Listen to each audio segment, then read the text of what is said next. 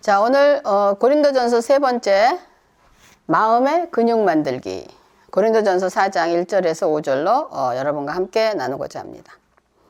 여러분, 인간상 이 사회는 대인관계 속에서 이루어지는데, 여러분, 이 대인관계를 이루어가는 요소가 여러분 뭐라고 생각하세요? 이런 대인관계를 성공, 실패로 이끄는 요인 중에서 가장 큰 요인 중에 요인이 되는 건 여러분 뭐라고 생각하세요? 성격? 응? 성격? 응. 말입니다. 그렇죠? 이런 우리 대인관계를 성공하느냐 실패로 이끄는 가장 큰 요인 중 하나가 말입니다. 이 말은 우리의 감정을 건드립니다. 그렇죠? 그래서 그 감정이 상하게 되고, 그러면 상한 감정은 우리의 생각을 어지럽히고 막 괴롭게 만들죠. 그렇죠?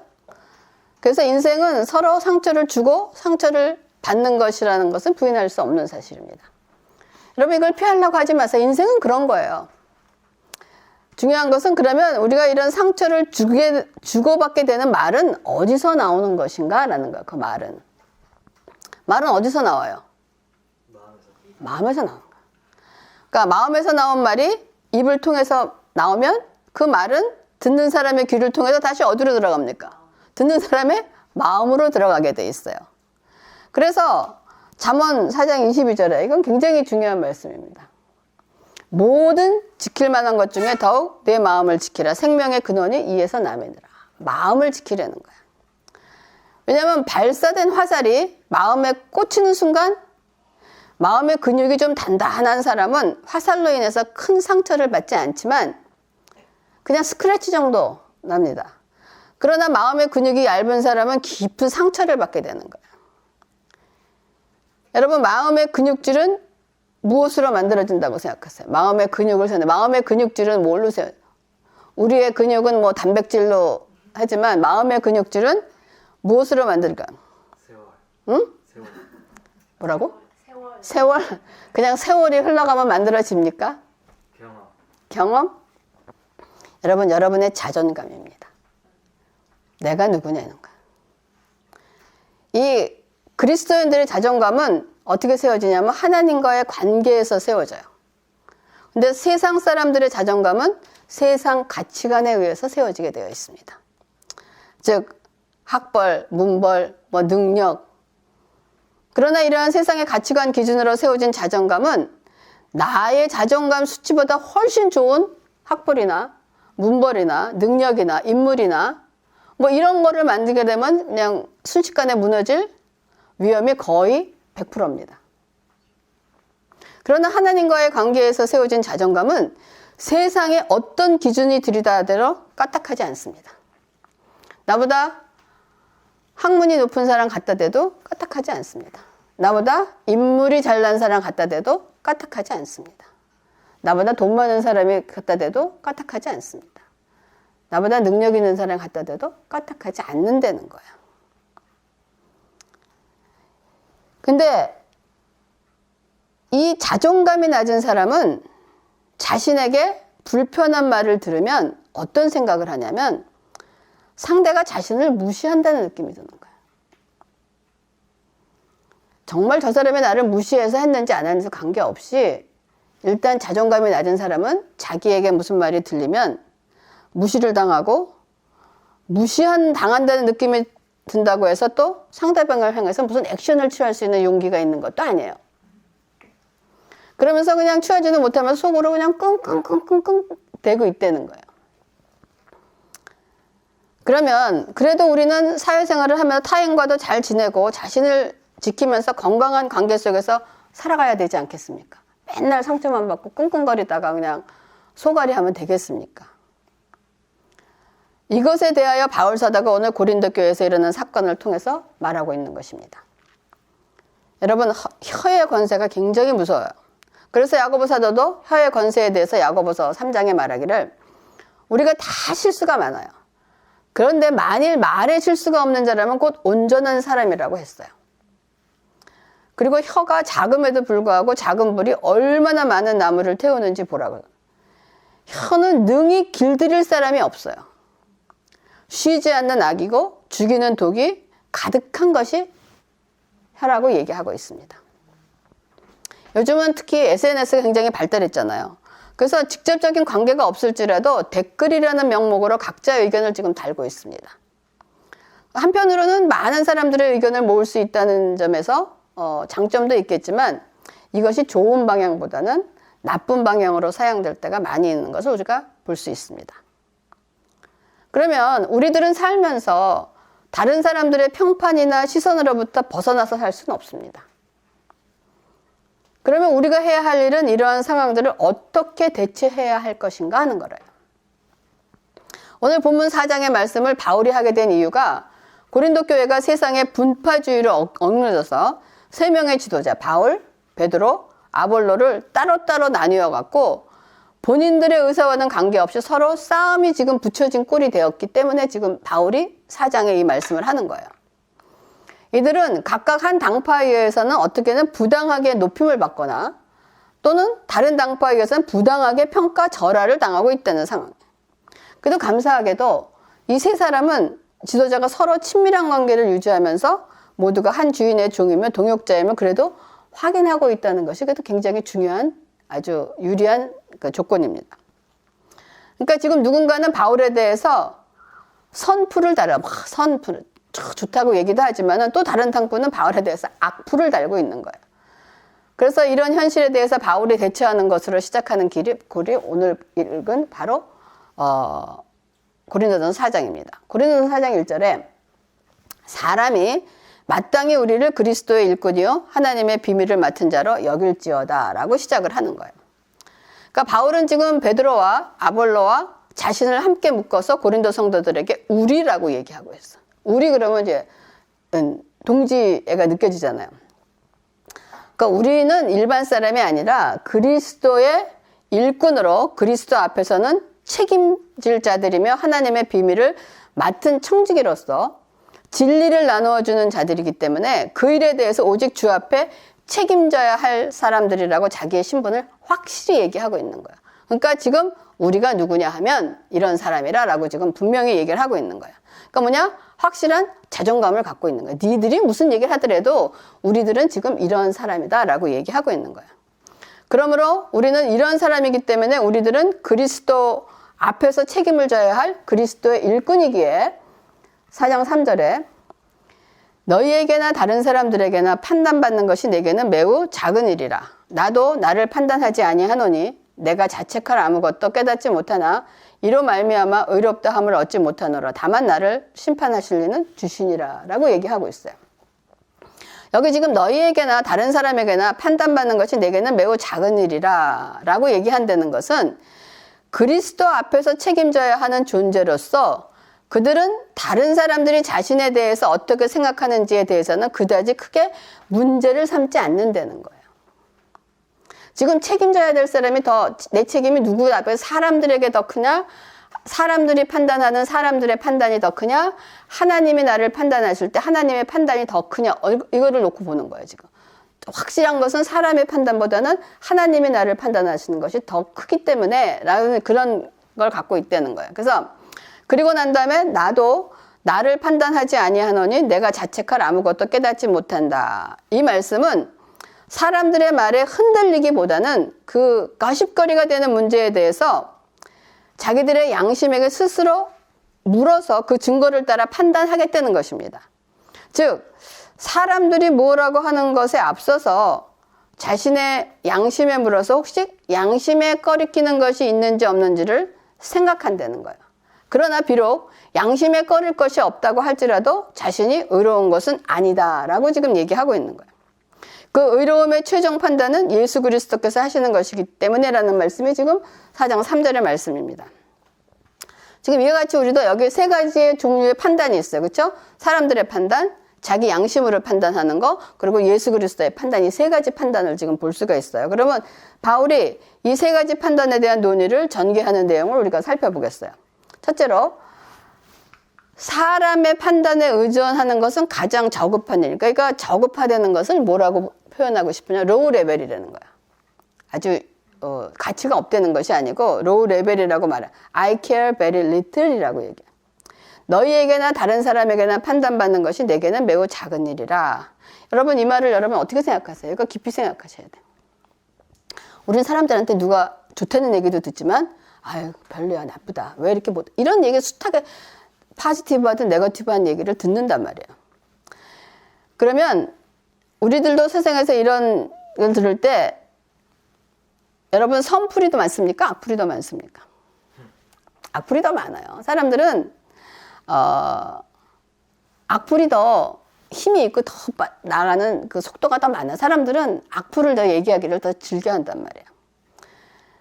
그러니까 직장에서도 그렇고 또 자녀들이 학교에 가면 친구들로부터 여러 종류의 판단을 받고 이 판단에 의해서 몹시 신경이 쓰게 되고 마음이 상하게 되고 또 그러한 일을 한 사람을 미워하게도 되고 이런 게 자꾸 악순환이 된단 말이에요. 그러니까 여러분들도 경험 있지 않습니까? 여러분들에 대해서 좋게 얘기하는 말을 들으면 좋지만 나쁘게 얘기하는데 들는데 뭐 마음이 평정하는 사람이 있습니까? 신경이 쓰이게 돼 있단 말이에요. 그렇지만 우리들은 사람들로부터는 이런 판단을 막을 수가 없어요. 선풀이든 악풀이든. 근데 여러분 생각하세요. 세상 모든 사람들이 나를 좋아할 수 있을까요? 좋아할 수 없어요. 또 내가 온전합니까? 온전하지 못합니다. 그러니까 온전하지 못하니까 구멍이 있으니까 그 구멍을 화살을 맞을 찬스도 있다는 거예요. 또 판단하는 사람들 역시 각자 다른 관점으로 보기 때문에 그 사람의 판단을 다 믿을 수도 없는 거예요. 그렇죠? 그래서 바울 서신들을 보면 바울도 대적들에게 끊임없는 비평과 판단을 받았어요. 비방을 받고 시달렸어요. 뭐냐? 네가 무슨 사도냐? 언제 사도라고 임명받았냐? 예수를 핍박하던 변절자인데 네가 또 언제 변절할지 어떻게 해? 너를 어떻게 믿느냐? 뭐 이런 비방과 판단을 받았어요. 그래서 그 편지를 보면 이러한 것들에 대해서 아픔이나 괴로운 감정의 폭발을 우리가 간간히 볼 수가 있습니다. 그러나 바울은 이러한 사람들의 판단으로 인해서 그 감정이 매몰되지 않고 스스로를 굳게 하고 있는 것들을 우리가 서신을 통해서 알 수가 있습니다. 그렇다고 해서 바울은 사람들의 판단을 무조건적으로 무시하거나 거칠게 대하거나 투명하게 대하거나 경멸하는 투로 대하지 않았어요. 우리가 다른 사람이 나를 비판할 때 그거를 무조건 무시할 수만도 없는 거예요. 그거는 올바른 태도가 아니라는 거예요. 바울은 그래도 이런 것들에 대해서 합당한 가치를 부여하고 정중하게 대처하면서도 바울은 이것은 가장 하급 법정의 판단이라고 생각하고 이에 대해서 상고할 두 개의 상급 법정이 있다라고 얘기하는 거예요. 세상에도 법정에 1심, 2심, 3심이 있지 않습니까? 그것처럼 하나는 사람들이 하는 말에 대해서 두 번째 법정 어디로 가겠냐? 자기 양심에 호소해 보겠다는 거예요. 그리고 세 번째는 하늘에 계신 주님께 호소하겠다는 것이 바울이 세상 사람들이 나에게 대해서 얘기하는 비방과 그거에 대한 어떤 대처 방법입니다. 그런데 사람들이 판단하는 이 하급 법정이 가진 힘은 매우 강력합니다. 왜냐하면 그건 항상 우리 옆에 있으면서 우리의 모두에 대해서 판결을 내리기 때문에 즉각 나온단 말이에요. 그 판결은. 그래서 우리들은 이것에 대해서 매우 민감할 수밖에 없습니다.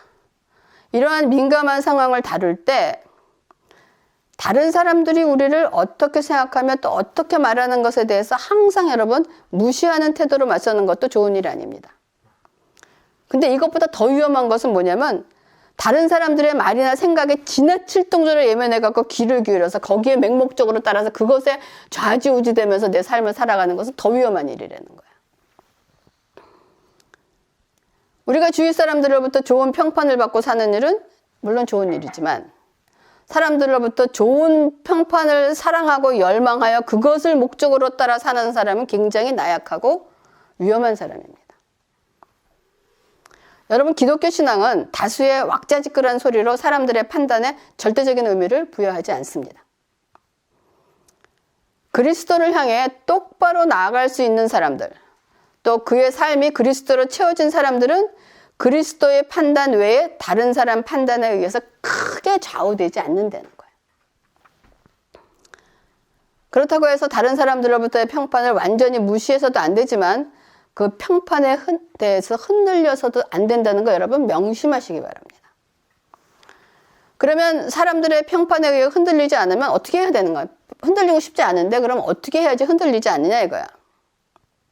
뭐라 그랬습니까? 흔들리지 않으면 앞에 마음을 지키라고 그랬어. 여러분 마음을 지키라고 그랬어. 마음의 근육을 튼튼하게 하라는 거야. 여러분 하나님 안에서 세워진 확실한 자존감 위에 온유함과 겸손함의 근육을 만드시기 바랍니다. 여러분 마음의 근육은 여러분의 자존감으로 세워지는데 거기에 무엇으로 세우느냐? 여러분 온유함과 겸손함입니다. 이 온유함과 겸손이라는 이 완충벽을 통해서 걸러질 때 이 안정된 심령으로 평판이나 비판을 받아들일 수 있다는 거예요. 바울이 뭐라 그러냐면 너희에게나 다른 사람에게나 판단받는 것이 내게는 매우 작은 일이라 라고 얘기해요. 이 바울의 이 말에 내가 뭐라고 하든 난 상관없어 하고 상대방을 무시하는 것이 아니라 나는 오직 한 분인 나를 인정해 주신다면, 하나님이 나를 인정해 주신다면 그 외에 다른 모든 것들이 내가 억울하든지 아니면 내가 잘못했든지 나 그거 다 감당할 수 있다는 거야. 네 말을 무시한다는 게 아니고 네가 그렇게 생각하더라도 나 이거를 감당할 수 있다는 말이 내게는 매우 작은 일이라 라고 지금 바울이 얘기하고 있다는 거야. 그러면 자신이 받아들여야 할 비판이라면 여러분 세상 사람들이 나에게 네거티브한 말을 한다고 다 틀리는 것이 아닐 수도 있어요. 맞을 수도 있단 말이에요. 그러면 겸손함으로 받아들이는 거야. 그래 내가 이거 부족한 거야. 네. 혹은 억울하거나 사실 그렇지 않다면 온유함으로 인해서 그 일을 크게 상처를 받거나 중심이 흔들리지 않고 감당할 수 있다는 거야. 그 사람이 나에게 대해서 다른 틀린 말을 한다고 해서 그 당시 그냥 그걸 다 뒤집어 갖고 네가 옳다 이거 할 수 있는 상황도 있지만 그렇게 되지 않은 상황이 많습니다. 내가 억울하다고 그래서 당장 그 사람을 찾아가서 증거를 내놓고 이러다 보면 싸움이 되지 그게 안 된다는 거야. 그럴 때는 내가 온유함으로 중심이 흔들리지 않으면서 일단 내 감정을 추스릴 수 있는 것이 그 온유함이라는 거야. 근데 말은 쉽지만 실천은 그리 만만하지 않습니다. 쉽지 않아요. 나에 대한 비판이나 잘못된 판단을 들으면 어느 순간 감정이 그냥 용광로처럼 끓듯이 부글거리지 않습니까? 그냥 마치 한국의 그 양은 냄비처럼 우리 라면 끓일 때 쓰는 거. 라면 끓일 때 빨리 끓으니까 좋기는 해요. 그래서 아마존에서도 팔더라고요. 이제는 한국 그 양은 냄비를. 그렇지만 우리의 감정이 이렇게 그냥 양은 냄비처럼 그냥 순간순간 끓어오르는 것은 결코 좋은 일이 아닙니다.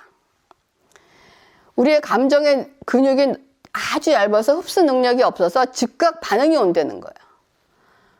여러분 사람이 이 근육을 만들기 위해서 뭐 합니까? 엑서사이즈 하잖아요. 엑서사이즈가 필요하듯이 이 온유와 겸손의 근육을 만들기 위해서도 우리도 훈련과 연습이 절대적으로 필요합니다. 그러면 우리들은 온유와 겸손함으로 감정의 근육을 튼튼히 키워야 된다는 거예요. 왜? 마태복음 5장 5절에 온유한 자는 복이 있나니 그들의 땅을 기업으로 받을 것이다. 대부분의 사람들은 세상을 기업으로 받는 것이 온유함으로 받는다는 것과 관련이 있다고 생각하는 사람 같지 않아요. 온유한 사람이 땅을 기업으로 받는다. 세상의 소유물에서는 세상은 소유물에서 행복을 찾고 소유물을 얻는 방법은 자기의 능력과 힘과 노력과 자기 확신 같은 것들을 찾습니다. 그러나 하나님 나라를 소유하는 자들의 특징은 온유함이라고 예수님이 말씀하고 계십니다. 여러분 이 온유함에 대한 성경 구절을 다 나열할 수 없지만 그 성경 구절을 종합해서 볼 때 온유함은 뭐냐? 그리스도인의 삶 속에서 그리고 그리스도를 통하여 다른 사람의 삶 속에 축복을 주기 위해서 하나님께서 통로로 사용하시는 하나님의 성품입니다. 그거 반드시 우리가 갖고 있어야 되는 거예요. 성경이 말하는 온유함은 기운이 없는 거나 약함, 무력함, 비겁함을 의미하지 않는다는 거예요. 온유한 자는 복이 있나니 라는 이 말을 다시 해석한다면 온유한 사람은 분노해야 할 때 항상 분노하며 분노해서는 안 될 때는 결단코 분노하지 않는 자가 복이 있다는 거예요. 이렇게 해석하면 여러분 이해가 좀 쉬울 것입니다. 그러니까 예수님께서도 절제된 분노에 대해서 우리에게 정확히 보여주셨습니다. 이러한 온유한 성품을 가진 사람들에게는 어떨까요? 사람들이 이 사람을 따릅니다. 그리고 신뢰합니다. 의지합니다. 존경하면서도 함부로 하지 못합니다. 이것이 여러분이 직장에서도 절대적으로 여러분이 갖고 있어야 될 성품이에요. 왜냐하면 많은 사람들과 일을 하기 때문에. 그러면 그 사람들이 여러분들을 함부로 대하지 않으면서도 여러분을 따르고 신뢰하고 존경합니다. 이거는 직장뿐만이 아니에요. 여러분의 온유한 성품을 가지고 때 자식이 여러분을 함부로 대하지 못하면서 여러분을 신뢰하고 의지하고 따르고 존경하게 돼 있어요. 그래서 주위에 자신을 따르는 사람이 많다는 것이 뭐냐? 땅을 기업으로 만드는 게 커다란 유업입니다. 여러분이 돈이 아무리 많이 갖고 있어도 많은 사람을 동원할 수 있는 사람이 진짜 부자예요. 그 사람이 진짜 능력 있는 사람입니다.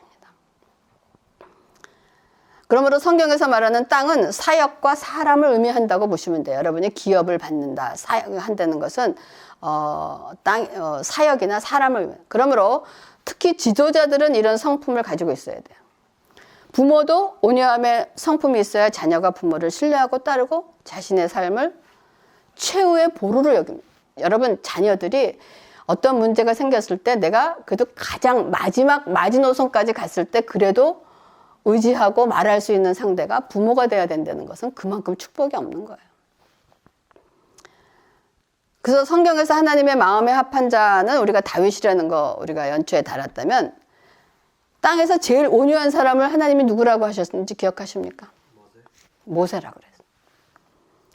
그러면 저는 그 생각을 모세가 도대체 뭐 어떤 점이 가졌고 있었기에 하나님께서 제일 온유한 사람이라고 하셨을까 하는 생각을 해봤어요.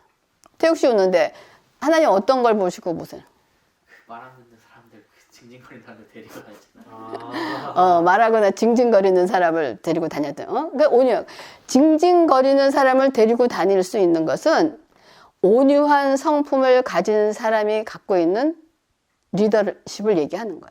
그러면 하나님이 모세한테 쟤는 징징거리는 사람을 데리고 다닐 수 있겠구나 하고 그 싹을 본 것이 무엇을 봤으니까 그걸 맡기지 않았겠습니까? 뭘 봤으니까 징징거리는 사람을 모세한테 맡겼지. 저는 그걸 생각해 봤어요. 성경에서 모세의 온유함을 보여주는 사건을 하나 꼽으라 그러면 시내산에서 율법을 받고 내려오다가 산 밑에서 이스라엘 백성들이 하는 것을 보고 화가 나서 하나님께서 주신 돌판을 내던집니다. 그리고 금송아지를 갈아서 그 징징거리고 그 하던 백성들을 갈아서 그거를 마시게 해요. 얼마나 잔인합니까? 얼마나 난폭해 보입니까? 근데 하나님은 이 사건을 보고 모세가 온유하다라고 인정하신 게 아닌가 그런 생각을 하는 거예요. 우리가 난폭해 보이고 말도 안 되는 행동같이 보이는 것이 하나님의 이름을 빙자하여 우상을 섬기는 행동에 대한 모세의 분노입니다. 내가 이걸 보면서 그런 생각, 우리는 지금 세상 사람들이 뭐 기독교를 개독교라고 그런다. 막 이런 것을 그냥 너무 말이 많이 하니까 그를 자연스럽게 얘기하면서 그냥 많이 얘기하면서 지 자신의 회개했어요. 너는 그 얘기를 하면서 네 자신의 그거에 대한 분노가 생기는. 사실 분노가 없는 거예요. 그냥 사람들은 다 기독교를 개독교라고 한다니까 나도 거기서 그냥 그렇게 얘기하면서 나는 아닌 것처럼 하는 어떤 그분이 있으면서 그거에 대한 분노하는 마음이 없더라고요. 이거 우리가 잘못된 겁니다. 하나님이 그런 얘기를 듣고 분노하지 않거나 회개하지 않는 우리를 보시고 얼마나 속상해 하시겠는가 하는 생각. 저는 모세의 이런 모습이 하나님이 보시고 참 온유한 자다라는 생각을 하셨을 것 같아요. 그렇기 때문에 하나님께서 이러한 모세의 온유함을 보시고 그에게 이스라엘이라는 큰 공동체와 하나님 나라의 사역을 맡기셨다고 생각을 합니다.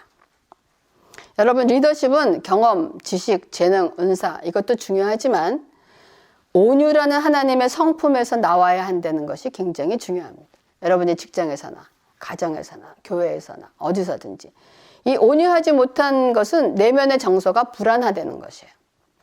그래서 이런 안정감이 없는 사람들은 어떻게 합니까? 충동적인 성향의 강함으로 어떤 상황 속에서도 올바른 선택을 하기가 힘듭니다. 충동적인 결정을 하기 때문에. 그러므로 누군가로부터 비평을 받고 있다면 우리의 온유와 겸손함의 감정 근육을 여러분 발동시키시기 바랍니다. 그리고 먼저 비방을 하는 사람의 그 비방 소리를 들으면 내 안에 온유와 그 겸손의 감정을 발달시킨다고 하는 것은 먼저 그 비방을 한 사람의 내면의 문제를 여러분 파악할 수 있기를 바라요. 왜 저 사람이 나한테 대해서 그런 얘기를 했는가라고 해봐요. 그 사람이 정말이라면 여러분한테 와서 권유할 거예요. 비방하지 않고. 내가 보기에 이런데 이렇게 하면 어떡하냐고 여러분에게 정말 진실한 마음으로 권유하지 뒤에서 비방하지 않을 겁니다. 그러면 그 비방을 하게 되는 그 사람의 그 내면의 문제를 한번 본다면 여러분 대부분 비방하는 사람의 내면의 문제는 뭐냐면 열등감이나 자기중심적인 사고가 굉장히 강한 사람입니다. 열등감이 자신을 방어하기 위해서 비방으로 나타나는 거야. 여러분 나보다 못한 사람을 비방하는 거 봤어요? 여러분이 비방당할 때 여러분이 못한 거에 대해서 비방당하는 거, 여러분이 못한 거에 대해서 비방당하면은 여러분 못해주니까 하지만 여러분을 비방할 때 보면은 여러분들이 다 그 비방하는 사람보다 뭔가 특수하게 했거나 어떤 젤러스를 통해서나 뭐 이러한 상황에서 그 비방의 문제가 오지 여러분이 무슨 뭐 못 잘하거나 못하는데 관심거리도 안 된다는 거예요. 그런 사람을 볼 때 보면 그 사람이 열등감이 자신을 방어하기 위해서 비방으로 나타났거나 아니면 굉장히 자기중심적인 사람은 모든 일이 자기중심적으로 돌아가야 하는데 원하는 대로 되지 않을 때 이 사람은 뭐가 되냐? 분노가 생겨요. 그러니까 그 분노가 충동적으로 비방할 수 있다는 것을 여러분 참조하시기 바랍니다. 여러분에게 어떤 비방이 들어왔을 때 누가 그런 비방을 하더라 그러면 화내기 전에 그걸 그 사람이 왜 이런 말을 했는가를 한번 생각해 보라는. 그럼 대부분의 그 사람이 열등감이 강하거나 아니면 자기중심적인 사고를 갖고 있다 그러면 이런 것을 파악하게 되면 우리가 비평에 대해서는 먼저 우리 자신이 상처를 받지 않는다. 좀 억울하거나 속상하더라도 제가 그런 점에서 얘기를 했다면 참 안 됐다. 이거지 내가 그걸로 인해서 막 들들들 끌리는 안 듣는다는 얘기예요. 그러므로 바울이 말했듯이 너희 비방 비판에 관해 크게 마음을 쓰지 않을 수 있다는 거예요, 우리가. 그리고 이 문제를 그리고 여러분들이 어떤 비방이나 비평을 가지고 나면 그거를 그렇게 상대방의 이런 관점에서 이렇게 했구나라고 한다면 그 다음 스텝은 여러분의 양심에게 솔직히 물어보십시오. 그 사람이 나한테 어떤 비방을 했을 때 정말 내가 그런 것인가 하고 양심에 솔직히 물어보고 하나님께서 판단하실 수 있도록 여러분 기도하시기 바랍니다. 두 번째 단계로 가는 것이 다른 사람들의 판단보다는 조금 더 높은 것으로 자기 양심의 판단한다는 거예요. 물론 우리의 양심의 판단도 여러분 절대적이지 않습니다. 하지만 바울이 내가 자책할 것이 아무것도 깨닫지 못한다. 그러니까 양심에 물어보니까 난 양심에 꺼리키는 것이 하나도 없어 라는 말이에요. 근데 이것은 바울이 자기 전체의 삶을 놓고 얘기하는 것이 아니고 하나님의 비밀을 맡은 자로서의 충성된 나는 하나님의 종이다 라는 그 주제에 한해서 내가 목회자로서 니네들이 지금 그 얘기를 하는데 난 목회자로서 내가 양심에 붙여보니까 난 양심에 거리낄 것이 없다라고 지금 바울이 얘기하고 있는 거예요.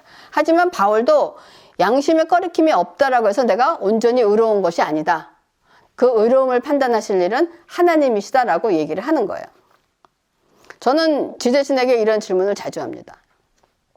다른 사람의 판단이 나에게 어떨 때 거부감으로 느껴오거나 다른 사람에 대해서 나에 대한 태도가 이해되지 않거나 아니면 불쾌한 생각이 들 때 마음이 편안하지 않을 때 지 자신에게 물어봐요. 왜 너는 이 일로 인해서 기분이 상하냐? 너 이 일로 인해서 왜 화가 나느냐? 화가 나는 이유가 뭐냐? 근데 양심에 물었을 때 거의 대답은 내가 잘못했다로 나와요. 혹은 너의 기본 의도가 잘못됐다라고 그 방향으로 나를 이끌 때가 많이 있습니다. 근데 추측할 때 여러분 양심에 물어봤을 때 양심은 스스로를 정당화할 때보다는 스스로를 정죄할 때가 나는 좀 더 신뢰도가 높다라고 봅니다. 양심을 좀 더 믿을만 하다는 거예요. 그래서 양심이 스스로에 대해서 내가 잘못했어 라고 말할 때는 이러한 판단을 여러분 외면하지 마시기 바랍니다. 잘못됐을 때 하나님 앞에 즉시 회개하시고 그거를 받아들일 수 있기를 바라겠습니다. 근데 반면에 양심이 스스로 그래 네가 잘했어. 넌 틀린 거 없어. 라고 얘기할 때도 있어요. 그럴 때 이러한 판단에 좀 더 심사숙고해서 그것도 받아들여요. 내가 그럼 난 잘못한 거 없어. 이거보다도 정말 잘못한 것이 없을지라도 그러면 내가 온유함으로 참고 기다려야지. 하지만 그것도 판단하실 일은 결국은 하나님이신 것을 우리가 잊지 말아야 된다는 거예요. 왜냐하면 내가 옳다 하는 판단은 얼마든지 여러분 잘못이 있을 수 있습니다. 우리 김 목사님이 그 난을 재배하는 거를 좋아하니까 난에 대한 유튜브를 굉장히 많이 보세요. 근데 전부 다 난에 대해서 자기가 근데 똑같은 상황에서 어떤 사람은 절대로 이거 하지 말아라 하고 어떤 사람은 이렇게 하라 그래. 그러니까 똑같은 상황에서 어떤 사람은 난을 이렇게 키우라. 어떤 사람은 절대로 그거 하면 안 된다 그러기. 그렇기 때문에 우리가 세상 살면서 네가 옳다 내가 옳다 하는 것이 상황에 따라서 될 수 있지만 그것이 온전하지 않다는 거 염두에 두셔야 된다는 거예요. 이런 일들이 역사를 통해서도 혹은 우리의 경험 속에서도 자주 일어나는 거예요. 여러분 그리스도의 그 교리에 대해서도 그리스도의 교회가 그리스도의 복음을 우리가 아직 충분히 알고 있지 못했기 때문에 성경에서 많은 주제에 대해서 어제의 논리는 맞았는데 오랜 시간이 지나고 나니까 성경 저자가 말씀하자고 한 취지가 그것이 아닌 것을 발견하는 것이 얼마나 많이 있습니까?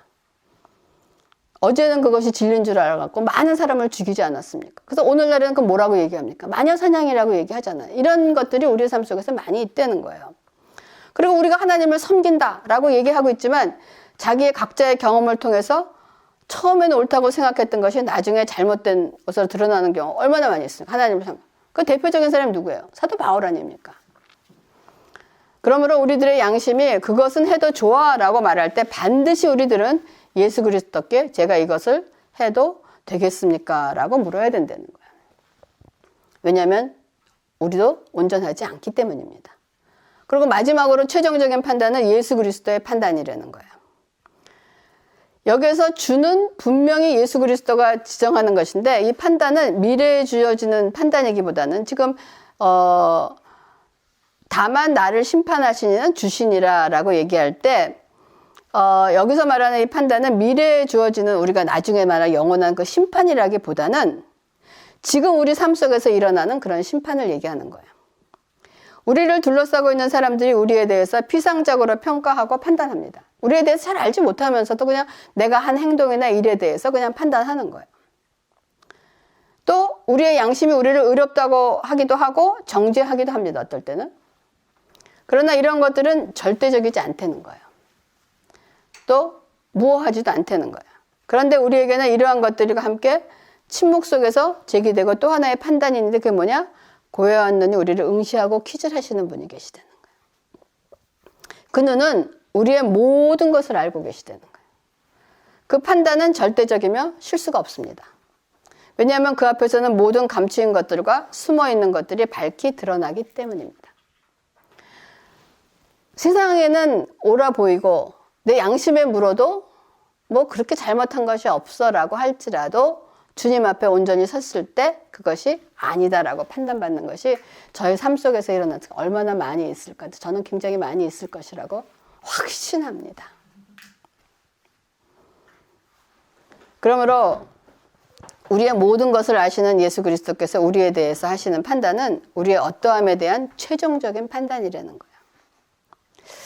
근데 우리 각자 삶 속에서 펼쳐지는 이러한 심판은 미래의 영원한 심판과 비교할 때 지금 임시적이고 예비적이라는 거예요. 그러니까 여기서 사람들이 판단하는 것이 그냥 예비적이고 영원하지도 않다는 거야. 그러니까 남들이 한 얘기에 대해서 그렇게 그냥 마음에 조금 아예 기분 나쁘다. 에이 이 정도지. 그거 가지고 그냥 너무 이렇게 연연하지 말라는 겁니다. 그래서 저는 이러한 경험을 통해 제 자신의 영적 성숙과 주님과의 교제 시간을 갖는 것이 굉장히 많이 있습니다. 이건 기도의 형태로 저는 저와의 개인 대화를 통해서 제 자신에게 묻고 제 자신에게 답하는 것이 기도의 형태고 제 영적인 생활이기도 합니다. 그러니까 아까도 얘기했지만 너는 이 일로 인해서 내가 하고자 하는 일이 뭐냐? 네가 진짜 원하는 것이 뭐냐?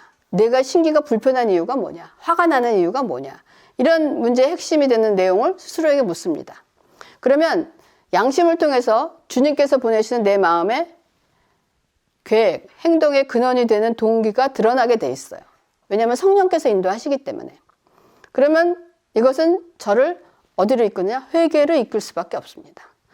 그리고 저를 그 상황으로부터 자유하게 만들어준다는 거예요.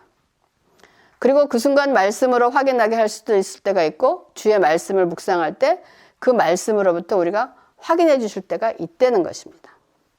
그러니까 여러분 이러한 과정은 저 개인적으로는 굉장히 참 중요한 영적인 시간이니까 여러분들도 이걸 한번 생활에서 해보세요. 이건 어떤 골방에 필요하지도 않고 걸어 다니면서도 설거지를 하면서도 언제든지 할 수 있는 그러한 상황입니다. 여러분 물론 우리의 삶이 세상 사람들에게도 본이 되고 도움이 되어야 하는 것은 당연한 일이지만 세상에 본이 되고 도움이 되는 내용은 하나님의 관점에서 행해져야 하는 일이 일어나야 된다는 것입니다. 우리들은 예수 그리스도로부터 칭찬을 구해야 될 사람들이에요. 이것이 참된 칭찬입니다. 주께서 잘하였다 착하고 충성된 중이라고 말씀하신다면 우리가 세상을 살면서 사람들이 우리에게 조금 섭섭한 말을 한들 험한 말을 한들 그것이 우리에게 무슨 대단한 일이겠냐. 그러니까 그냥 사람들 너무 미워하지 말고 용서할 수도 있다는 거야. 네가 몰라서 하는 일이니까. 나는 그것에 매여서 사는 사람이 아니기 때문에. 근데 반대로 만일 세상 사람들에게는 칭찬을 많이 받는데 나중에 주님이 나는 내가 너를 도무지 알지 못한다 하신다면 우리가 사람들로 받는 칭찬과 칭송이 여러분 무슨 의미가 있겠냐는 거예요. 그러므로 우리가 살든지 죽든지 주를 기쁘시게 하기 위해서 힘써야 된다는 것입니다. 그래서 오늘 하나님의 말씀과 여러분 기도와 찬양으로 여러분의 마음의 근육을 건강하게 씩씩하게 튼튼하게 만드시기 바랍니다. 그래서 너무 그렇게 외부에 대해서 상처받지 말고 스크래치 나면은 스크래치는 한두 시간 있으면 없어지잖아요. 스크래치 받을 수 있어요. 그래서 튼튼하게 키워서 여러분이 건강하고 또한 활기차고 그런 저와 여러분이 되기를 주님의 이름으로 축원합니다. 기도하겠습니다. 하나님, 우리가 세상에 살면서 연약하기에 우리가 세상으로부터 받는 어떠한 비평과 비방에 대해서 아버지 하나님 초연할 수가 없음을 하나님 앞에 고백합니다. 그러나 우리의 마음의 근육을 하나님, 우리의 하나님께서 주신 그 자존감과 하나님이 주시는 그 성품 온유와 겸손함으로 우리의 마음의 근육을 튼튼하게 세워나갈 때 아버지 세상에 주는 그 모든 비평과 비판을 아버지 내가 소화할 수 있고 넉넉히 받아들일 수 있는 그러한 사람들이 되게 하셔서 온유한 자는 복이 있나니 땅을 기업으로 받는 그 축복이 새삼교회 모든 성도들에게 임하게 하여 주시옵소서. 감사를 드리면서 모든 말씀을 예수님의 이름으로 기도합니다. 아멘.